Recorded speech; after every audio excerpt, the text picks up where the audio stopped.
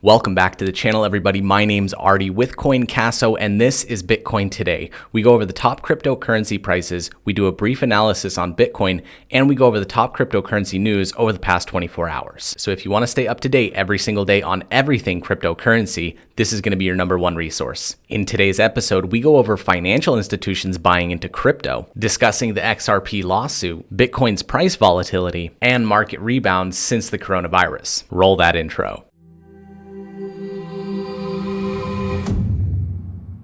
Welcome back, everybody. So glad to have you here. And if this is your first time, please consider subscribing down below and ticking that notification bell to get notified every time we upload a new video. As always, the video is sponsored by CoinCasso Cryptocurrency Exchange. So if you're unsatisfied with your current cryptocurrency exchange, consider checking out the link down below to get a $35 sign-up bonus. Let's jump right into the top cryptocurrencies. Bitcoin is currently sitting at $9,765.04.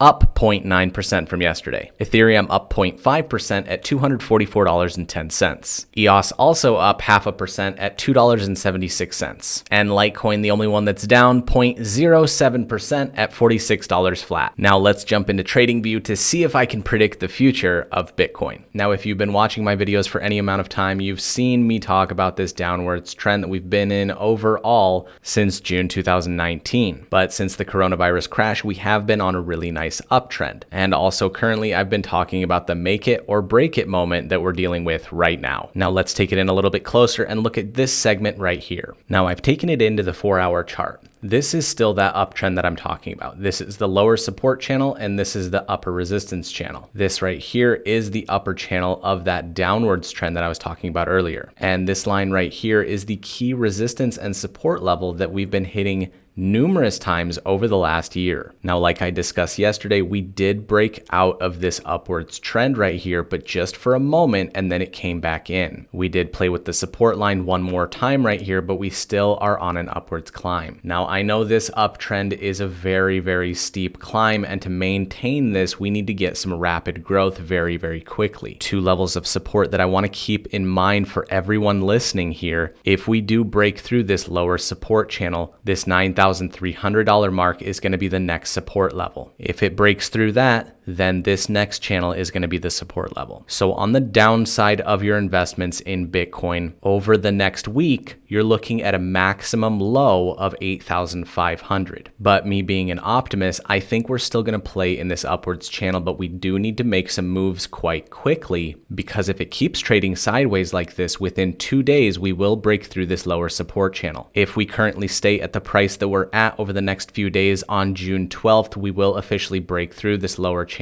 Now looking down at the RSI right here, we still are playing within that nice comfortable range, so I don't see any spikes or drops coming in the near future. Now we are seeing very low volume and a very consistent Bitcoin lately, so right now I think is a great time to segue into CoinMarketCap to see the daily volume on Bitcoin over the last 24 hours. And as you can see here, it's almost exactly the same number that we saw yesterday, sitting at about 22 billion. Now, like I mentioned before, if we do keep trading sideways over the next couple of days, we are going to break through that lower support. But I think today's news is actually going to help us with that, causing a large influx in new buyers. People and the population like to tread carefully. It's not until big financial institutions say something is okay, that's when other people follow suit. It's like the first time when somebody's jumping off of a cliff into a lake, they'd like to see their friends go first before they take the leap. This first article is titled, "Number of Financial Institutions Buying Crypto Futures Doubled in 2020. It's a Fidelity report. Fidelity digital asset subsidiary found the number of U.S. institutional investors buying crypto derivatives products jumped significantly in 2020. Fidelity digital asset said institutional sentiment was improving in relationship to cryptocurrency. Almost 80% of investors surveyed found something appealing about the asset class. But what's far more interesting right now is what's in the guts of the survey, talking about how institutional investors are increasing their portfolio allocation to cryptocurrencies. The top one,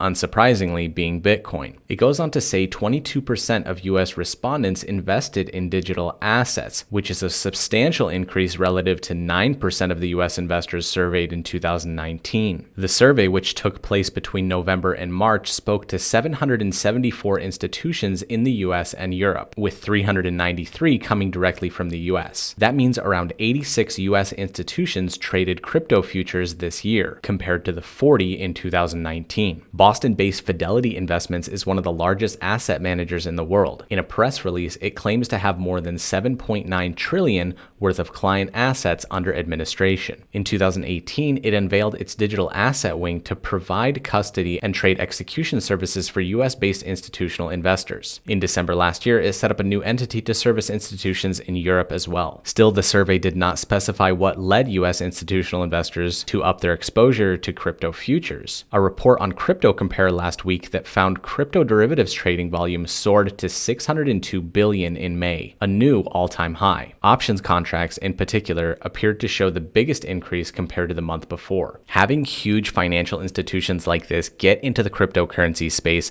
and investing in futures should theoretically increase market confidence in Bitcoin, causing more people to invest in and also causing these big investment firms to deal in massive volume, causing the price to peak up and then get maintained by the rest of the population. Hopefully with the release of this article, we should see a nice spike in the price soon. And on to our next article of the day, talking about XRP or Ripple. Ripple says XRP lawsuit fails to show CEO committed fraud. Ripple and CEO Brad Garlinghouse said an ongoing lawsuit fails to show how Garlinghouse committed fraud when allegedly selling millions of dollars worth of XRP in 2017. Lawyers representing the San Francisco-based blockchain company said in a court motion Monday that led plaintiff Bradley Sostak has not demonstrated how a series of supposedly fraudulent statements made by Garlinghouse and Ripple employees were anything of the kind. In total, Sostak claims Garlinghouse sold 67 million XRP tokens, worth roughly $58 million on December 14th in 2017, which he alleges counts as a misrepresentation as it coincides with the time he was also publicly claiming to be very, very long on XRP. This is literally why I don't like altcoins. These companies make up a cryptocurrency. They talk about how amazing it is. The owner of the cryptocurrency owns most of it. They talk about it and keep talking about it and keep getting good publicity, causing the price to skyrocket. And then the owner of the cryptocurrency sells off everything, and that is your typical pump and dump. If you want to check out this article, it is linked down below. There is a 22-page notice to dismiss the motion. Probably boring lawyer talk, but interesting if you're curious about the case. And on to our last article of the day, which is titled Market Rebound to Recover All Coronavirus Losses. What about Bitcoin? Bitcoin price is stalling under 10,000 while the US stock market nears a record high. The Nasdaq, an index which primarily represents tech stocks like Amazon, Microsoft, and Alphabet, which is Google, has surpassed 10,000 points to hit a new record high. The move above 10,000 effectively erased all losses suffered by the coronavirus pandemic, yet the price of Bitcoin remains 50% down from its record high at 19,665. Bitcoin was seemingly correlated with the US stock market through March, but now the digital asset is seeing a decline in momentum following a 167% increase in the price within 3 months. The bullish trend and V-shaped recovery from US stock markets also shows the appetite for high-risk assets and single stocks is increasing. Bitcoin's struggle to demonstrate a similar trend might be a hint that a pullback is due. The issue with predicting the price of Bitcoin has so many factors involved. You can't look at it like the normal economy. Because we have such a long record of the US economy and the stock market, and we can see exactly what it's done